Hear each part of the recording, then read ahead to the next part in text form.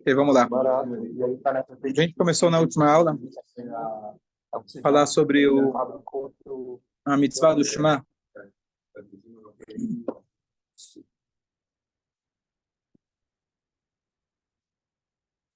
E a gente falou que a Torá fala para a gente a mitzvah de o deitar e ao levantar. Levantar, já está se levantando. Você está fazendo a mitzvah. Bom dia para você. E aqui surge uma discussão interessante. Eu comentei isso na outra aula, mas a Torá fala ao deitar e ao levantar. O que significa ao deitar e levantar? Então a gente explicou o que significa a hora que as pessoas costumam deitar à noite e a hora que as pessoas costumam levantar. A gente discutiu o que significam esses horários e, em termos práticos, consulta o Duach, você vai saber qual que é o horário mínimo e o horário máximo para o Shema. Mas aqui você tem um exemplo típico que se você for interpretar a Torá literalmente, ao deitar ou levantar, tem uma opinião do Talmud, a Mishnah diz, que o Beit Shammai ele fala que o Shema da noite você tem que recitar ele deitado. Porque a Torá fala ao deitar. Então você tem que deitar para ler o Shema. O Shema da manhã, o Beit Shammai, na Mishnah. E o Shema da manhã, você tem que ler ele de pé. Que a Torá fala ao levantar. Tem sentido. Só que o Talmud ele discute, tem a opinião, o famoso sábio Beit Hillel, que é a opinião foi aceita já desde a época do Talmud, e quando tem uma discussão entre eles dois, a halakha sempre fica conforme Beit Hillel. E ele fala que você deve seguir o quê? A interpretação do Beit Hillel, que significa o horário que as pessoas levantam. O horário que as pessoas... Então você não precisa fazer ele sentado ou de pé. Posso fazer ele sentado ou de pé? Se eu quiser ser mais cuidadoso. Fala, bom, eu mato 2 coelhos com uma pedrada. Eu falo o horário correto na posição que o Beit Shammai sugeriu. Seria melhor? Para garantir, vai que... Sim ou não? O que você acha? Hã? Lembra? O que a Gamara fala? Eu só lembro da história que enquanto o Beit Shammai um foi fazer em pé, daí o outro fez inclinado, que era como dizia, que era justamente para dizer que não tem um jeito só, que você pode fazer. Sim, mas a outra história que a Mishnah conta, que havia lá um sábio, que ele estava no meio do caminho, e ele, no meio do caminho, ele precisou parar para deitar, estava de noite, para poder fazer na posição correta. E o sábio, meio que falou com ele duro, ele falou, seria melhor que você... ele se arriscou no meio da estrada, um lugar onde poderia ter ladrões, etc., para parar, para deitar, para fazer. E aí o sábio falou, você deveria ter sido pego pelos criminosos. Falou, peraí, o que eu fiz tão errado? Falou, a lei é que quando você tem uma discussão entre Beit Shammai e Beit Hillel, a lei é como Beit Hillel. Você tem que seguir Beit Hillel, você não pode seguir Beit Shammai. Ou seja, não tem essa, eu vou fazer uma média entre os rabinos e tentar agradar os dois. Não, existe uma halakha, e a halakha que é o horário, e não a posição. E por isso é condenável a atitude de alguém que vai falar, não, eu vou fazer como o Beit Shammai, porque você está indo contra o consenso, contra a regra que foi estabelecida pelo Talmud. Mas 2 coisas eu queria apontar aqui. Primeiro, a gente não pode interpretar a Torá literalmente. Segundo, ambas opiniões são de sábios do mais alto calibre e ambas são válidas, mas, uma vez que a lei foi estabelecida, você é obrigado a seguir conforme a lei que foi estabelecida. E não está mais aberto para a interpretação. Uma vez que o Talmud diz que a halakha é como Beit Hillel, você estaria condenável à atitude daquele que vai seguir o Beit Shammai. E o próprio Beit Shammai, na época, ele era obrigado a seguir a opinião do Beit Hillel. Os alunos do Beit Shammai teriam que seguir a opinião do Beit Hillel. E eles estavam de boa com isso. Era uma discussão pesada, etc. Mas uma vez que foi estabelecida a lei fica a lei. Mais uma terceira coisa curiosa, de que quando o Mashiach chegar, a lei, justamente entre esses 2 sábios que estão presentes em todas as áreas do judaísmo, a lei vai voltar a ser como o Beit Shammai. Então, talvez aí quando o Mashiach chegar, a gente vai ler o Shema de pé ou sentado, etc. Qual que é a implicância prática para nós? Será que eu posso ler o Shema de pé de manhã? Conforme que a gente falou, não deveria. Será que eu posso ler ele deitado à noite? Então, a questão é a seguinte: se você vai lá e vai deitar ou vai se levantar com essa opinião em mente, proibido. Agora, se por acaso você está de pé e lê o Shema, ou por, sei lá, comodidade, ou à noite você foi lá e sentou para ler o Shema. Sentar seria a meia, quase posição de deitar, quer dizer, a ideia de você estar acomodado. Você sentou para ler o Shema, então não tem problema. A tua intenção não foi para agradar a opinião, que não foi o consenso final. Então tudo bem. Então essa é uma alahá, não sei se é tão prático, só que alguém faria questão de ler de pé, ou fazer. Você pode ler como você quiser, não tem problema. O importante é que você não faça questão de ler de pé para agradar a primeira opinião do Beit Shammai. Essa é a lei em relação ao Shema. Agora, de maneira geral, é melhor você fazer o Shema sentado, diferente da Amidah. Por quê? Porque a ideia do Shema é concentração. E às vezes a pessoa consegue, você vai parar para ler um livro. Você vai ler ele de pé ou sentado? Tem gente que lê no ônibus, tem gente que consegue ler no metrô, mas de maneira geral você conseguir se concentrar, você precisa parar, coloca na mesa e apoia. Então o Shema é muito importante. Shema, a palavra Shema significa escute, ouça, presta atenção. Na Amidah, a concentração também é importante, mas prevalece a ideia de submissão. Você está na frente de um rei. Na frente de um rei, eu preciso estar de pé, né, com a cabeça mais abaixada, com um sentimento de submissão perante o rei. Então, se você tem a opção de ler o Shema sentado, é melhor. Ler o Shema deitado não é o ideal. Se a pessoa está acamada, e aí realmente ela não pode ler o Shema, então que ele se vire de lado, não com a barriga para cima ou para baixo, minimamente que ele se vire de lado, que é a maneira mais respeitosa de se ler. Não, necessariamente tem que ter parado, então. Não pode andar andando. Então, a Torá fala você está no caminho. Então, teoricamente, se eu estou lendo o Shema andando, estaria bom. Mas isso se eu interpretar literalmente. Literalmente significaria de pé, sentado e andando. Mas a gente não interpreta literalmente. Andando significa, mesmo quando está fora de casa, você tem a mesma obrigação. O correto, mesmo que você esteja no caminho, você vai parar para rezar, você senta no lugar e faz o arvit, faz ele com calma, concentrado. Em último caso, se você está precisando ler o Shema enquanto você está caminhando, você não tem onde parar, não tem como parar, etc., pelo menos no versículo Shema Israel e Baruch Shem Kevod Malchut Olam Vaed, você para no lugar e faz. Porque esse é o momento mais importante, pelo menos, de... Por sem costa, pô. Tem uma interpretação assim, não tão literal, mas que seria a primeira e a última coisa que você fizer vai ser o Shema. Ao levantar e ao te deitar, significa no momento Esse é o foco. no momento que você acordou até o momento que você deitar, a primeira e a última coisa vai ser o Shema. E também quando você estiver andando pelo caminho, etc. Sim, no sentido mais abrangente, sim, não literal, porque assim, tem um horário mínimo, máximo, você tem uma margem um pouco maior. Dúvidas? Tá. Só complementar uma coisa que a gente falou na última aula sobre os horários alárricos. Então, só para você ter uma noção, que assim, existem duas opiniões clássicas da divisão dos horários ao longo do dia. Então, só para constar, uma divisão é da aurora até o pôr do sol. A outra é do nascer do sol até a saída das estrelas. Então, uma começa um pouco antes, termina um pouco antes, a outra começa um pouco depois e termina um pouco depois. Só que não dá exatamente o mesmo horário. Então, tem as opiniões. O mais comum é o segundo, que ele vai do nascer do sol até, não o pôr do sol, até a saída das estrelas, que é depois. Esse é o horário, digamos, mais aceito. Agora, você tem opiniões mais lenientes, que eventualmente tem pessoas que seguem, etc. Mas só para constar. Um outro ponto que a Halakha traz, se passou aquele horário do Shema, se passou a terceira hora do dia, que, sei lá, agora está mais ou menos 9 horas da manhã, alguma coisa assim, então, teoricamente, você não deveria ler o Shema. Aí a gente falou que o Shema, você nunca vai sair perdendo. Você pode ler ele quantas vezes você quiser. É um trecho da Torá. Mas o que surge a pergunta são as brachot do Shema, as bênçãos do Shema. Se já passou a hora do Shema, por exemplo, não posso colocar tefilim na noite. Muito menos fazer a brachá do tefilim fora da hora. Então, como que eu vou fazer o Shema com a brachá fora da hora?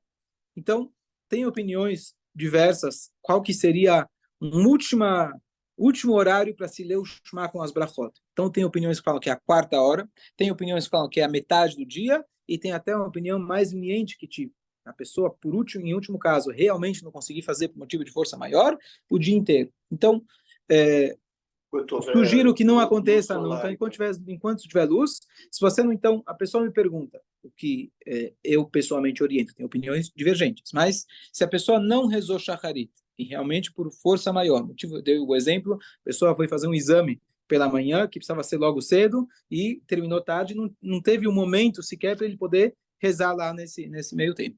Então, ele vai rezar o shacharit tarde, vai fazer ele completo. Principalmente por aquela ideia de você ter a concentração, você seguir a ordem dos degraus da escada e etc. Mas saiba que você está fora de horário. Quer dizer, você não tem o mesmo valor, com certeza, da mitzvah do que você fazer lá no horário certo. Mas você segue a estrutura, você vai fazer ele com as brachot e tudo certinho. Dúvidas? Ok. O Shema Israel, ele sendo uma mitzvah, toda mitzvah, quando a gente vai fazer ela, a gente deve ter acompanhado da ação da mitzvah, concentração no momento que a gente vai fazer a mitzvah. Se eu vou colocar o tefilim, eu preciso saber, eu estou fazendo uma lei de que Deus mandou. Número 2, qual que é o conteúdo, qual que é o objetivo dessa mitzvah? Então, cada mitzvah tem um conteúdo. O tzitzit, para lembrar as mitzvot, a mezuzah, guardar, e etc. Então, qual que é o objetivo do Shema Israel? Qual que é a concentração? Além de fazer a mitzvah, a obrigação de ler o Shema. Qual que é o objetivo dessa mitzvah? Qual que é a concentração que a gente deve ter?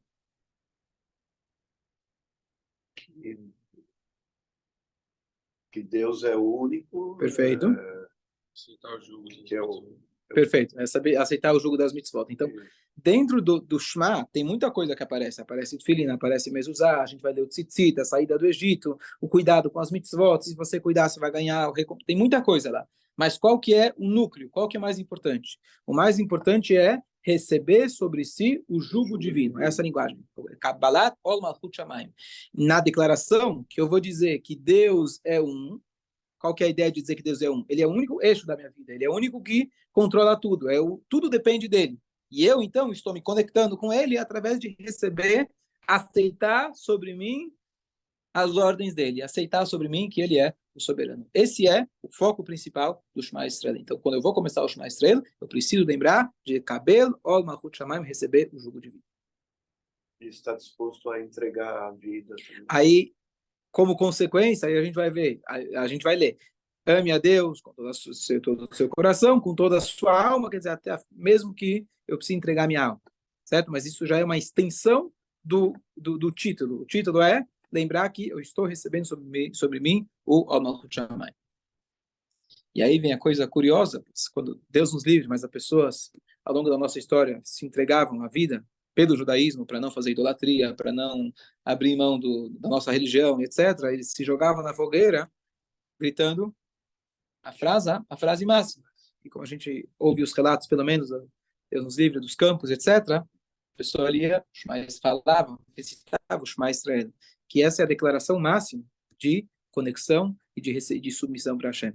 Eu não sei se vocês viram esse relato, mas um dos sobreviventes de 7 de outubro, um cara, um videozinho que ele fez, o cara todo tatuado, ele contando a história que ele conseguiu escapar, ele estava com a irmã e com a esposa, não lembro os detalhes, e ele conseguiu passar uma barragem que estava lá com o pessoal em Marshman, estavam lá com uma barragem prontos para atacar. Então ele virou para a esposa e falou, abaixa a cabeça, ela se abaixou lá, totalmente lá no chão lá do carro, e ele foi dirigindo, e ele baixou a cabeça e foi acelerando. Fechou o olho e foi acelerando. Ele falou que as balas estavam passando pelo vidro, passando pelo carro, mas ele, Baruch Hashem, conseguiu. Um cara completamente, digamos assim, laico, Tel Avivnik, vamos supor assim, de Israel, e ele falou assim, naquela hora eu falei o Shema Israel. E aí vem a parte mais interessante que ele falou. Ele falou, não sei de onde veio essa frase. Tipo, falando de um jeito, nem conheço essa frase, não sei nem de onde veio. Quando foi? Eu não escutei escola, não me ensinaram o Shema Israel, não sei nem de onde saiu essa frase. Isso eu achei que foi... E aí ele estava, ao final do vídeo, contando como que ele se reconectou, ele está incentivando acho que ele começou a colocar tefilim, Shabbat, uma coisa fora do comum. Mas essa frase que ele falou, não sei nem de onde saiu. Não sei de onde saiu. Eu não fui educado. Então, aqui a gente vê realmente que o Shema Israel, que nem você falou, veio diretamente da alma, não é da consciência, é algo muito mais que a gente não precisa passar por isso, Deus nos livre, né? Mas como realmente o Shema Israel é a nossa conexão máxima com Hashem. Então, além da leitura diária como obrigação, também é algo que você pode ler com frequência, pode ler o Shema Israel, falar o Shema Israel, é uma frase de conexão muito básica e importante para a gente. Principalmente no Verraia chamou, né? Que é o que diz que você tem que ter essa intenção do cabelo.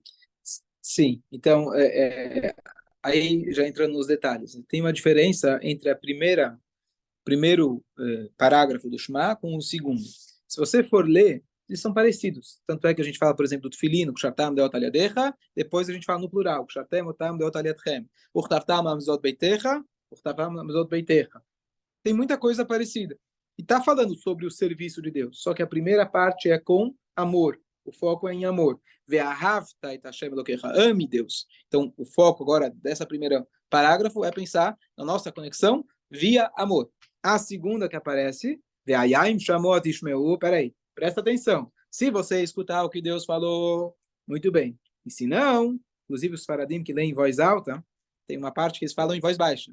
Por quê? Porque Deus está dizendo, a fúria de Deus vai estar sobre você, não vai ter comida, não vai ter parnassá e assim por diante. Então, mas é uma linguagem mais direta de irá, de temor a Deus.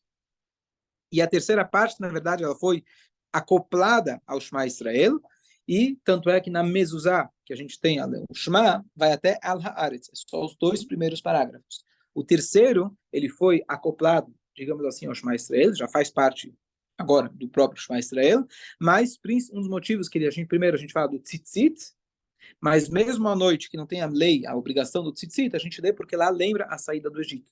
E quem lembra da leitura anual que a gente faz da Haggadah, a gente fala a obrigação de lembrar a saída do Egito todos os dias da tua vida, de dia e de noite. Então, lendo o Shema Israel, você já está cumprindo 2 mitzvot. A mitzvah do Shema e também a mitzvah de lembrar a saída do Egito. Certo?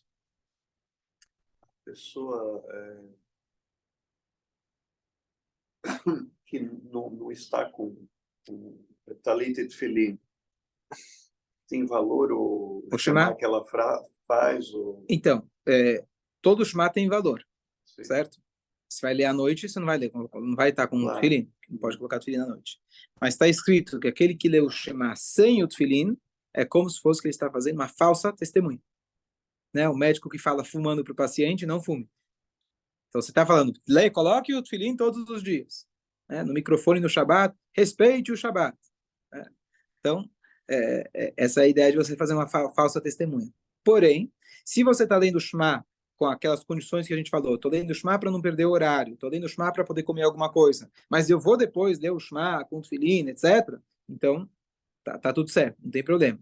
Mas eu, assim, falar, não, eu vou ler o Shema e hoje não... Então, seria, claro, melhor fazer uma mitzvah sem fazer a outra, tudo bem, você leu o Shema, não colocou o tefilin, infelizmente, valeu. Claro, estamos falando para os homens, né? A mulher está isenta do tefilin, não teria, não tem sentido, não tem problema nenhum. Mas aquele que faz o Shema literalmente sem o tefilin, etc., então é como se fosse que ele faz uma falsa testemunha. Agora, entrando mais no detalhe, na hora que a gente faz o Shema Israel, então a Halachá entra muito na minúcia, no detalhezinho de como pronunciar as palavras corretamente. O Shema Israel, Hashem, Elokeinu, Hashem, Echad. E mais do que qualquer outro trecho da reza, aqui a gente tem que tomar muito cuidado com a leitura do Shema.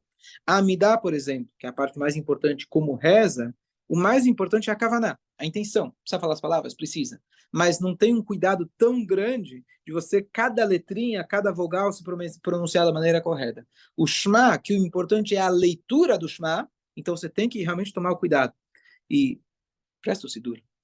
Antes de falar dos cuidados, assim, dos pequenos errinhos, tem alguns erros básicos que muita gente faz. Eu digo isso porque eu coloco o filho às pessoas, especialmente alguém que não está versado. Então, tem muitos erros que eu vejo mesmo pessoas que talvez já estão acostumadas. Vou dar só alguns exemplos. והיו הדברים האלה אשר אנוכי מצווך היום על לבביך, שנתן לבניך בטבם בשבתך בביתך, ובשבתך בביתך, continua. יפה מאוד, todo mundo acertou aqui. Uvelechtecha significa ao ir no caminho. Muita gente fala uvelevtecha, lev em hebraico é coração. Então parece mais bonitinho. Uvelevtecha baderech, não sei, ao coração no caminho. Não sei, não faz sentido nenhum, mas muita gente fala uvelevtecha baderech. Depois o tá, muita gente fala o veshovtecha, porque aprende de ouvido. Não tem o veshovtecha, o veshovbecha, ao deitar, lishkav em hebraico. Uv komecha, o kshartam leot aliadecha, veayu. Boa, ótimo, vocês estão bem, ótimo. Tem gente que não consegue falar a palavra totafot, tá? Benenecha. Depois,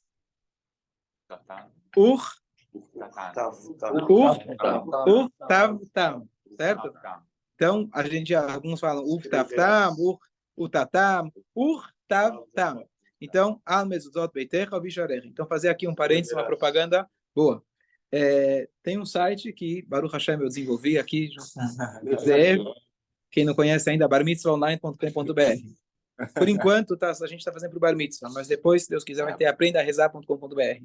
Que é a ideia de a gente pegar, Baruch Hashem tem uma boa dicção, então, a leitura das partes mais importantes da reza, Shema, Ashrei, Baruch Shamar, etc., tanto no transliterado quanto no hebraico.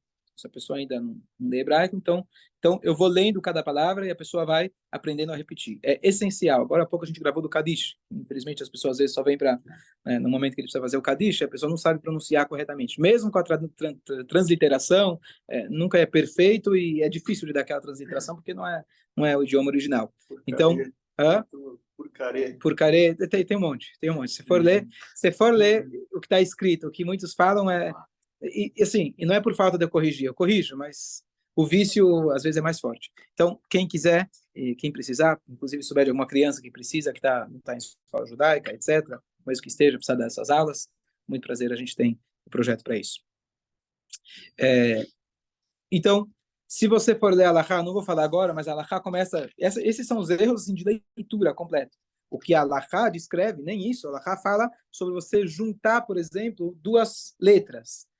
Al levavecha. Então, al, L, como no final da palavra anterior, e levavecha do início. Então, a pessoa fala com pressa, fala al levavecha. Um L serviu para os dois. Então, você tem que fazer como se fosse uma palavra só. Então, você tem que fazer uma pequena pausa. Outras palavras que se você ler ela muito rápido e errar um pouquinho, vai ter um outro sentido. Então, eu não vou entrar agora em todos os detalhes, mas se alguém quiser depois, eu posso mostrar aqui na Alahá vários exemplos de erros típicos, além, estou falando para a pessoa que já sabe ler corretamente, mesmo que já sabe ler corretamente, tomar o cuidado de fazer as pausas, etc.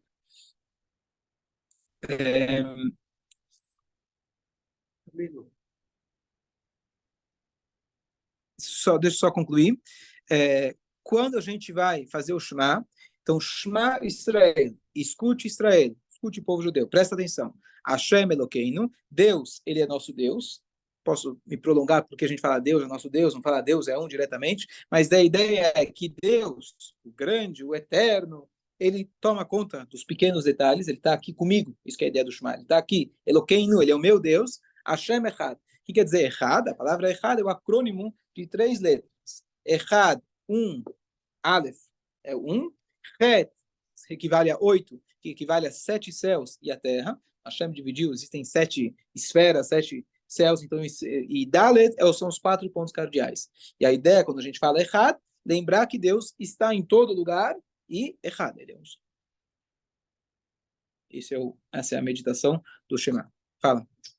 Só para a palavra Shema, os sefaradim falam Shema. Sim. E os ashkenazim Shema. Então, aí vamos entrar numa outra discussão que não sei se vou ter tempo, que chama a questão de Dikduk, a gramática hebraica. Se você for ler a gramática correta, que eu estou falando, alguém que já lê corretamente, está lendo as palavras, tudo certinho, mas você tem vários detalhes de como ler corretamente, se é Shema ou Shema, e aí tem regras para isso e etc. São poucas pessoas hoje em dia que realmente tomam cuidado adequado com isso.